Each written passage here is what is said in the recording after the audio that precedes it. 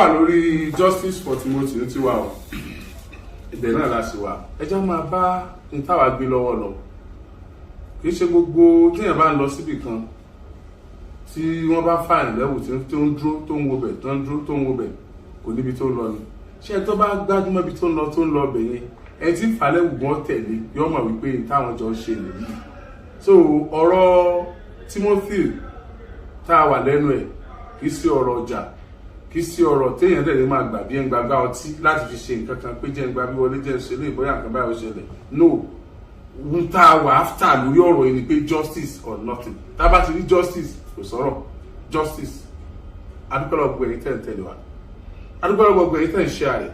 adúpẹ́lọ́ gbogbo ọmọ ìpínlẹ̀ Ọ̀yọ́ adúpẹ́lọ́ gbogbo ọmọ ìpínlẹ̀ Ọ̀ṣun adúpẹ́lọ́ gbogbo ẹ̀yin tẹ̀ wà jákèjádò Nàìjíríà adúpẹ́ tẹ̀ bọ́ lọ́wọ́ ẹ̀yin tẹ̀ bọ́ yọ tán tẹ̀ bọ́ sùn tán ṣùgbọ́n tẹ̀ kórìíra ritualist tẹ̀ kórìíra àwọn afẹ̀jẹ̀sowó tẹ̀ kórìíra àwọn abayé ẹni jẹ́ tẹ̀ kórìíra àwọn tí ọ̀jẹ́ Nàìjíríà gòkè àgbà tẹ̀ kórìíra àwọn ọ̀bàyéjẹ́ tẹ̀ ń tẹ̀lé kárí ìdájọ́ òdodo lórí Timothy Oríyọmí Hamzat ló kọ tèmi èmi ò ní bùkátà kankan bẹ́ẹ̀ ni mi ò ní nǹkan kan dàpọ̀ pẹ̀lú Adédoyin rí àti gbogbo àwọn tí wọ́n mú ní Hilton Hotel mi ò ní nǹkan kan pẹ̀lú Timothy rí àti gbogbo ẹbí Timothy ṣùgbọ́n tí ó kọ́kọ́ wù mí láti pé n tó bá gbà ká fún lórí ọ̀rọ̀ yìí kí Timothy kórìjájọ́ òdodo gbà kọ́mọ́kú dànù lásán ohun kan àkọ́kọ́ ni wípé ìdílé tí Timothy ti jáde ìdílé kòlàkòṣagbe ni Timothy kì í sọmọ olówó Timothy kì í sọmọ ọlọ́lá bí wọ́n ṣe pa ọmọ mẹ̀kúnnù dànù tí wọ́n pé kò sí tí ó ṣẹlẹ̀ bí wọ́n ṣe pa ọmọ kòlàkòṣagbe dànù ẹni tí ó fẹ́ tóun náà fẹ́ di ògo nínú ìran wọn tí wọ́n mọ̀ ka ìran wọn náà mọ́ràn olówó bí wọ́n ṣe pa wọ́n dànù tí wọ́n pé kò sí tí ó ṣẹlẹ̀ òun làwa ò fẹ́ mọ̀ tẹ́nìkan bá ti pa MKO Abiola ìdílé olówó kọ́ ni wọ́n ti bí Abiola ìdílé kòlàkòṣagbe ni ó nílé ìyàwó òun ló ti kọ́kọ́ jẹ yín fúngbà àkọ́kọ́ àwọn méjèèjì ti wà náà ìyá wa Simbiat àti Nùkẹ́ àyà Abiola nílé bàbá ìyàwó òun ló ti kọ́kọ́ jẹ yín fúngbà àkọ́kọ́ tí wọ́n dìlé olówó wọn ti bí ẹ̀rí tábíọ́lá dà káàkiri Nàìjíríà kó tó lọ ni gbogbo àwọn gómìnà ilé sọ́tìbòmí nípínlẹ̀ Ọ̀yọ́ yìí kò sí ìtàn bí ní ìdílé olówó ń bẹ ààrí ìdílé olówó àríwú ẹ̀rí kálukú wọn ló gbé orúkọ ìdílé wọn ga àwọn tí à ń wò lókè tá à ń wò lókè lónìí Dangote ní Ọ̀tẹ́dọ́lá ní nǹkan ní àfi kì wọ́n wípé ìdílé olówó náà ti bí ọ̀pọ̀lọpọ̀ nínú wọn kálukú wọn jagun nínú ayé wọn jẹ́ èèyàn ní padà mọ́rọ̀ wá gbolé bàbá tó bí wọn lọ́mọ ta ló mọ irú tí Timothy náà fẹ́ mú wọnú ra wọn ta ló mọ tí Timothy náà mú bọ̀ nídìílé tí wọ́n ti bí ta ló mọ tí Timothy mú bọ̀ lérúwà tí wọ́n ti bí èèyàn ńlá pọ̀ lérúwà lóòótọ́ kì í ṣe Timothy lèèyàn ńlá àkọ́kọ́ tí ọ̀kọ́kọ́ kàwé lérúwà bẹ́ẹ̀ ni àwọn kan sì ń kàwé lọ́wọ́ báyìí àwọn kan kà á jùlọ àwọn kan ò tí ì kà á tó ṣùgbọ́n sáwá morí tó gbé wáyé amàyànmọ́ tó yàn àbí àwọn tó fẹ́ tara rẹ̀ jẹ́ èèyàn tí wọ́n fẹ́ tara rẹ̀ ṣe rere kí ló wá dé ẹni bá fẹ́ kú mi wáyé jó kú jẹ́jẹ́ ewúlò àbúrò ọ̀sùn sóòtẹ́ẹ̀lì ká tún wá tibẹ̀ ká dèrò ọ̀run nínú àwa kígbe o wípé gbogbo ẹni ọba jẹ́ afẹ́ mọ́ ọjọ́ wa lójú ọ̀yà wá lẹ́nu pẹ̀lú báwọn ọ̀rọ̀ yẹn ṣe ń rìn níbẹ̀rẹ̀ pẹ̀pẹ̀ ọwọ́ amúnú bí wa pé kò yẹ kó rí bẹ́ẹ̀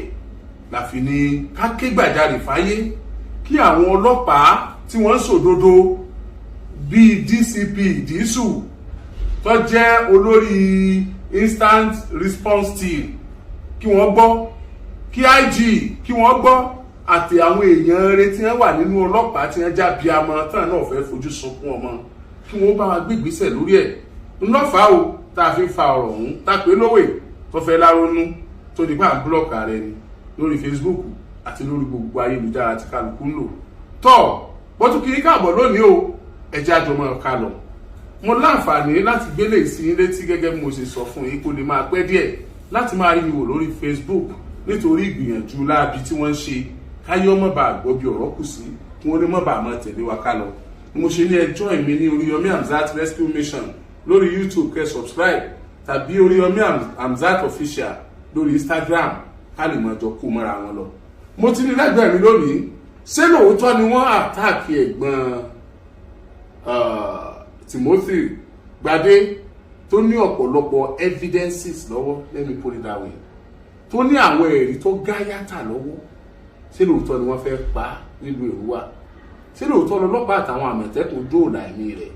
bó ló ṣe jẹ́ gan-an só lè sọ fún wa àti pé ìgbìyànjú ẹ̀yin ọmọ Nàìjíríà láti gbà tọ́rọ̀ yìí sí ṣẹlẹ̀ tí ó wá yẹ ká dúpẹ́ ẹ jẹ́ á dúpẹ́ ká wá tẹ̀síwájú sọ bí ọ̀rọ̀ dé torí ibi tọ́rọ̀ dé ibi tó tún lágbára ni ẹ káàbọ̀ Mr. Gbadé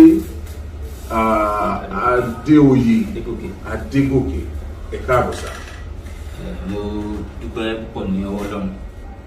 lákọ̀ọ́kọ́ Ọlọ́run ní lẹ́yìn Ọlọ́run aláàjì Ọlọ́run náà tún ní. Bẹ́ẹ̀ mo fi ọpẹ́ fún Ọlọ́run lákọ̀ọ́kọ́ lórí ìṣẹ̀dúṣẹlẹ̀ yìí ọpẹ́ náà sọ pé inú gbogbo máa dúpẹ́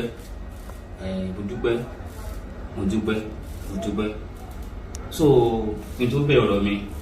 anyway mi ò fẹ́ sọ̀rọ̀ púpọ̀ because wo pé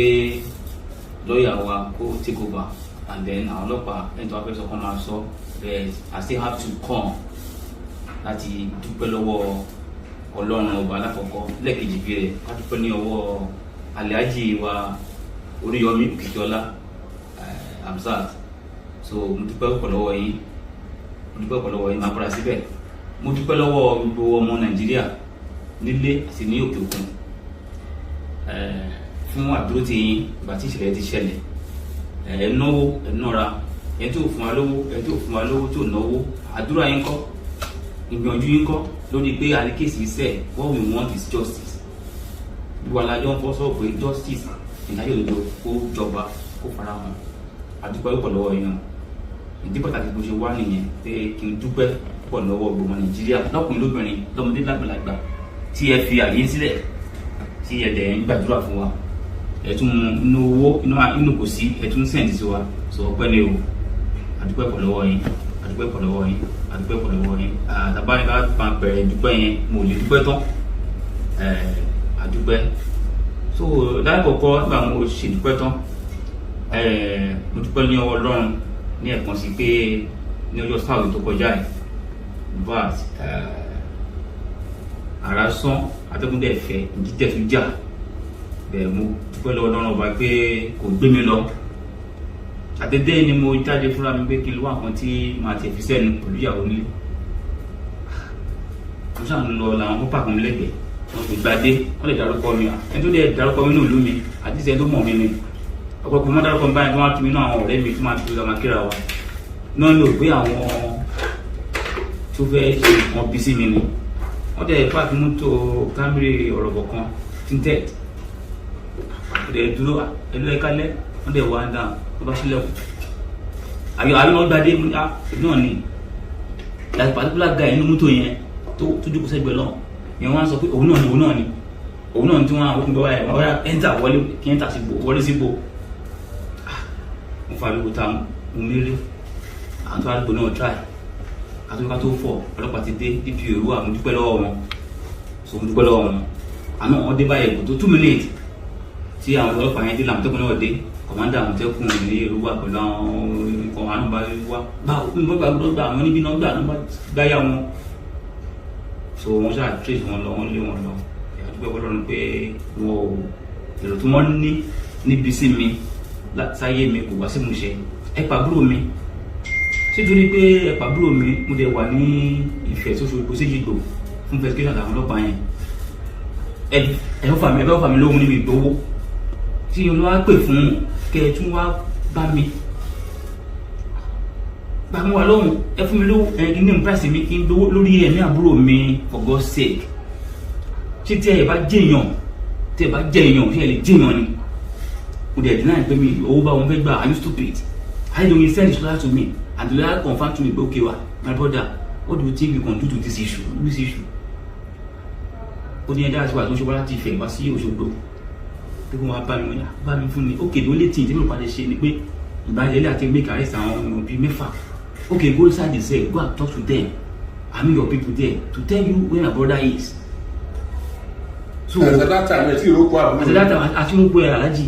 lóòótọ́ àmì àti ìrókò àdàmà ẹ̀ là ń wá lọ́wọ́ bí ọjọ́ keje ni tàbí kó tó pàṣẹ rí ní ọjọ́ kẹwàá yẹn tí mo wà níbẹ̀ mo wà ní Òṣogbo sí Ifẹ̀ sí ti gbogbo láṣọ kan lọ́rùn okay aṣọ yẹn mo wà mo ṣe wà náà ilé and I spent 10 days there without changing my clothes tí mo ń wá àbúrò mi ó wá jalè wá lóyà sí mi àjọ yín ní kémi bá lóyà sọ̀rọ̀ ká ní round table meeting I should name my price kí n gbowó ẹ̀mí àbúrò mi or something I don't know very shocking but mo deny pé no I won't take such ó fẹ́ di ariwo àwọn ọlọ́pàá ní calm down bá kí n máa fẹ́ àlọ́ wí pẹ̀lú ẹ̀ káwọn nǹkan tó máa ṣẹlẹ̀ mo rò pé something is going on pé nǹkan kan máa ṣẹlẹ̀ okay o àwọn ìdá faithful night gbá lọ́jọ́ yẹn gbogbo ni mo tún tẹ̀ mo tún traces wọ́n tún lé mi I have to left the hotel around 12 go to another hotel lóṣogbo ṣé mo mi fẹ́ sọ̀rọ̀ púpọ̀ lórí yẹn because I still have some evidences and some documents with me tẹ́ pé a máa jọ lò bẹ́ẹ̀ mi fẹ́ sọ̀rọ̀ lórí yẹn mo wá dúpẹ́ ni gbogbo ọmọ Nàìjíríà yóò lọ́wọ́ àwọn láti trade má sí ìlú wa pé ẹ fẹ́ ṣe kí ni ẹ tún fẹ́ gbé mi àfẹ́ pa mí ẹ fi ká sunkún nílé wa ẹ fi ká sunkún ní olúwa mi it's not done kò dáa gbogbo ọmọ Nàìjíríà ẹ jọ àdúrà ẹ tẹ́ ẹ gbà ẹ má sì dákẹ́ àdúrà o àwọn Yorùbá ń tẹ́ ìjọba tán ní tí ó tán láṣọ thank you sir ẹ̀jọ̀ tán ló ẹ̀kọ́ náà àdúrà ẹ tẹ́ ẹ gbà ẹ má ti dáwọ́kẹ́ àdúrà o gbogbo ẹ̀ wòlíì pásítọ̀ ẹ̀yin ìbílẹ̀ náà tẹ́ ẹ kékeré Ọlọ́run fún ààbò mi fún ààbò àwọn tó fẹ́ wá fún rere ẹjọ́ ẹ má ti sùn àdúrà wa ló máa gbà àdúrà yẹn lórí mi lórí ayé àlájú lórí ayé gbogbo àwọn àtàwọn àjọ rẹ ní dáadáa ó máa gbà àṣẹ ìdùnnú rẹ bẹ́ẹ̀ I thank God pé wọn ò rí mi fi ṣe kankan lọ́jọ́ yẹn Saturday yẹn with the help quick intervention of Nigeria Police Ìlú Division and Àmọ̀tẹ́kùn so mo dúpẹ́ pọ̀ lọ́wọ́ wọn so níbi tí ọ̀rọ̀ dé báyìí mo sọ lẹ́ẹ̀kan pé àwa dúpẹ́ ni. police station ni wọ́n gbé yín lọ lọ́jọ́ yẹn. ọjọ́ yẹn táwọn ọlọ́pàá yẹn dé so wọ́n láti tún trace mi lọ sínú igbó tí mo lo hàì sí so wọ́n gbé mi tó lánàá igbó yẹn wá ni so inú mi dùn wọ́n wá gbé mi láti igbó yẹn gbé mi lọ sí ilé ọ̀dọ̀ mi láti gbé wáìfì mi mi tó dé yín sìn kò lè súnlé pẹ̀lú ìyàwó ẹ̀ so wọ́n lọ gbé mi pẹ̀lú ìyàwó ẹ̀ lọ́mọ àpò aṣọ mọ́tò gbó wa lọ àtọ́ lọ́jọ́ kejì so mo dúpẹ́ DPO profile security Àmọ̀tẹ́kùn wọn náà lọ wá sí ọ̀dọ̀ mi mo yẹn sọ̀rọ̀ yìí wọ́n ṣùgbọ́n ní ọ̀dọ̀ mi lọ ìyàwó àtàwọn ọmọ mi at least màtí mi ò bá sí nílé tó ń bá lébi tó ń bá rí mú mi kó má gbé ọmọ àbíyàwó ọlọ́mọ ẹ̀ka rí pé mo dúpẹ́ pọ̀ lọ́wọ́ wọn. so ìbéèrè nǹkan tí mo kàn fẹ́ béèrè wọ́n ní bóyá àwọn ọmọ hòtẹ́ẹ̀lì tí wọ́n bá Adédoyin ṣiṣẹ́ lóòtẹ́ẹ̀lì bóyá àwọn ni wọ́n fẹ́ kó bá Adédoyin tí wọ́n kàn lo aṣọ hòtẹ́ẹ̀lì Adédoyin tí wọ́n fi wé òkú yẹn pé bóyá fẹ́ lè kó bá Adédoyin pé Adédoyin ò lè mọ̀ sí. gbogbo ọmọ Nàìjíríà ṣe rí ọ̀rọ̀ yẹn kò rí bẹ́ẹ̀ bàbá aṣọ́lẹ̀ mi ò fẹ́ sọ̀rọ̀ lórí yẹn púpọ̀ ọ̀rọ̀ sì wà ní kù bàbá ọmọ Nàìjíríà ọ̀rọ̀ sì wà ní kù wọ́n tó mọ̀ ní wọ́n kọ́ wà ní kù mí wọ́n mọ̀ bàbá ọ̀rọ̀ wà ní kù mí bẹ́ẹ̀ mi ní sọ púpọ̀ lórí ẹ̀ àwọn ọlọ́pàá náà máa ń sọ̀rọ̀ very soon mo ní bá sọ̀rọ̀ yìí mo ṣe tàbíjáde ni Àbújá mo ti láàánú sí so Àbújá mo ti dé so alájí nípa ìtẹ́ béèrè yẹn àwọn ọlọ́pàá máa bá sọ̀rọ̀ lórí ẹ̀ very soon ẹ dáhùn ẹ má dáhùn very soon gbogbo dáhùn tí mo bá bí ìtẹ́ bá rò pé tẹ́ bá dáhùn yóò ṣàkóbá fún ìwádìí tó ń lọ lọ́wọ́ ẹ má dà mí lọ. ìdí nìyẹn tí mo fi ń sọ báyẹn kó má ṣàkóbá fún ìṣe ìwádìí torí ìwádìí ṣe ń lọ ó tún pa àwọn èèyàn tó wá tún mú. etí ẹ bá rò pé kò ní ṣàkóbá fún iṣẹ́ ìwádìí yẹn ni kẹ ẹ sọ bẹ́ẹ̀. a rí rìsíìtì kan tí Esther wà lé báwo lẹ́yìn ṣe rí rìsíìtì yẹn. ẹ ṣe púpọ̀ aláàjì àti gbogbo ọmọ Nàìjíríà tó yẹ mo sọ pé ọ̀rọ̀ pọ̀ nínú mi and I have some facts some evidences like you just said yẹn pé ó wà lọ́wọ́ mi that's why I don fi lé mi kiri aláàjì gbàdúrà pé wọn rí mi mú bàbá agbára Ọlọ́run láṣẹ ìdìmọ̀ rẹ̀ wọn rí mi mú Ọlọ́run ní pàdé ṣòwò bàbá Ọlọ́run ní wọn rí mi mú ṣẹ́rí nǹkan tí mo fẹ́ sọ nípa ẹni pé ẹni sọ kékeré lórí ẹ̀ gbà tí ìfẹ́jú yẹn bẹ̀rẹ̀ so ká dúpẹ́ pé Ọlọ́run jẹ́ kí n lọ síbẹ̀ yẹn ká lè dúpẹ́ pé àbúrò mi náà kò sùn ẹ̀jẹ̀ mú ó kó sínú mi ẹ̀bí sọ báyẹn because mo ṣe ń ṣe lọ́wọ́ yẹn mi gan ó kọjá òye mi bàbá mo ń behave mo ń sọ̀rọ̀ ó dẹ̀ ń bọ́ sí mo ń behave mo ń wà ó dẹ̀ ń bọ́ sí I call the wife mo pè á l'Abuja kó tiẹ̀ túlé bẹ́ẹ̀ ó dẹ̀ lè rí nǹkan kan bẹ́ẹ̀ bí previous receipt lọ́ọ̀ sí because ó pè ó ló ń wà ló tẹ̀ òun ń relax kó sùn díẹ̀ débi 12 wọn ló dẹ̀ kàwé fún exam ni ó dẹ̀ tún ló bá pè mí padà pé àbọ̀kọ̀ mi mo sí rìsíìtì wo ó sẹ́ndẹ̀ ó sẹ́ndẹ̀ sí WhatsApp ó bí ẹ tí iná náà tẹ̀ yẹn òtẹ́ tí wọ́n á ti ti lọ tí wọ́n ní kò lọ́ọ̀ síbẹ̀ ẹni ìwọ̀n sọ fún ọlọ́pàá ṣe gbogbo pé ọyẹ ká proceed láti lọ sí fẹ́ òtẹ́ rìsíìtì pẹ̀lú sùn last week precious the police was telling me pé àpẹsàgbàdé èèyàn lè sùn ní ibì kan lánàá fún lásùn ní ẹ̀wọ̀n ẹ má dà lórí fún mi o má bá yín jà o ok mo accept but let's go there on our way going I still make effort ọlọ́pàá effort I make ọlọ́pàá ọmọ sí bàbá I still make effort àkọ́ńtà àti báńkì àbúrò mi ǹjẹ́ ó ṣe transaction kan ní ọjọ́ Friday take off for his life ló tẹ̀ sí mọ́ ṣé mọ́ very open to the wife even to himself to win the family ó transact wọ́n ló ṣe transaction kan fún àwọn méjì kan ẹ bá mi send there wọ́n sì tẹ̀ sí mi mo rí àwọn méjì yẹn eléyìí kọ́ second orúkọ yẹn mi mọ́ ẹ bá mi gbé mi kọ́ lórí ẹ̀ wọ́n sì ti padà pé Adédèjì Adésọlá tóbi lọ́ba lọ́dún jẹ́ bẹ́ẹ̀ mi gbọ́ lè rí àdírẹ́sì yẹn kọ́ ó dà sẹ́ ó di Ifẹ̀ ọlọ́pàá ẹ̀sìn ní ìsìn àdírẹ́sì amatrẹ́sì orúkọ yá àdírẹ́sì adéèdè òtẹ́ ẹ̀yìn alájì òtẹ́ tí wọ́n sẹ́yìn sí ìdẹ́sí mi ìtìn òtẹ́ ẹ̀dọ́ adé báyìí gan abéèrè orúkọ tá béèrè gẹ̀yìn lárí báyìí ó dẹ̀ dínà ẹ̀ ọlọ́pàá adé òun bí pé báyìí ẹ̀gbẹ́ nìkan wá síbi ọ̀fà àdé ó ní nọ́ọ̀nù náà níbo wa wọ́n sọ sákàǹtẹ̀ ó ní nọ́ọ̀nù mo sọ pé are you stupid orí ti fẹ́ dàrú are you stupid or something àti òní ó calm down kò sẹ́gbàdé calm down ẹ má wọlé òun pẹ̀ ti help wa lórí federation wa yìí ẹni sùn nù ìwọ́n bí pé nǹkan adébòkè gíní kan kò tí ì jẹ́ kó sọ̀rọ̀ jáde ó ní ọ̀hún ọ̀rẹ́ nìkan ẹ̀kọ́ mo fẹ́ gbà mí jẹ́ pé àbúrò ìjà mi ni àbúrò tèmi wá síbi sọ pé gíní ọ̀rẹ́ nìkan báwo gẹ́ẹ̀ bá ń gbọ̀n àdùn náà ti gẹ́ ẹ̀tẹ̀ ó máa ń pọ̀ fẹ́ ní straight wọn kà máa ń gbé lọ wọ́n ní owó wá lóòótọ́ bó ṣe wá ó gẹ̀ẹ́sán owó sóhun ló bá jáde padà olóhùn padà òun ní ìwà stupid báyìí máa ń sọ bẹ́ẹ̀ tó fẹ́ sùn tí ò ní wo rúùmù kó tó ìkòndó kùsẹ́kì olùkùsẹ́kì àfẹ́ stupid àgbọn ní kámdà ó máa jẹ́wọ́ pẹ̀tẹ́ǹgọ̀ tó padà jẹ́wọ́ kílẹ̀ tó mú ọjọ́ mọ́jọ́ yẹn láti kọ́ mi gbé àti come to the station ní following day ìgbó tí ó ti jẹ́ àwọn tó dé fat thank God ìfẹ́ sọmọ́ sórí yẹn náà bàbá. ẹ kí n máa sọ̀rọ̀ bẹ́ẹ̀. ìfẹ́ sọmọ́ sórí yẹn ọ̀rọ̀ pọ̀ mo lọ sàbújá mo dúpẹ́ ẹ máa fún mọ̀ kí àwọn lẹ́ẹ̀kan mo fẹ́ bẹ̀rẹ̀ pé DCP àbí DCP Disu tí wọ́n jẹ́ ọ̀gá àgbà àti adarí instant response team tí wọ́n wá gbé kéèsì láti Òṣogbo lọ sí Àbújá ìjẹ́ iṣẹ́ wọn lórí ọ̀rọ̀ ìṣèlú tẹ́yìn lọ́rùn àbí kò tẹ́yìn lọ́rùn. aláàjì gbogbo Nàìjíríà mo dúpẹ́ ṣe mọ ọkàn wa balẹ̀ lórí ibi tí iṣẹ́ dídú ẹ̀ ìgbà tó wà lójó yẹn àwọn kan ṣe mọ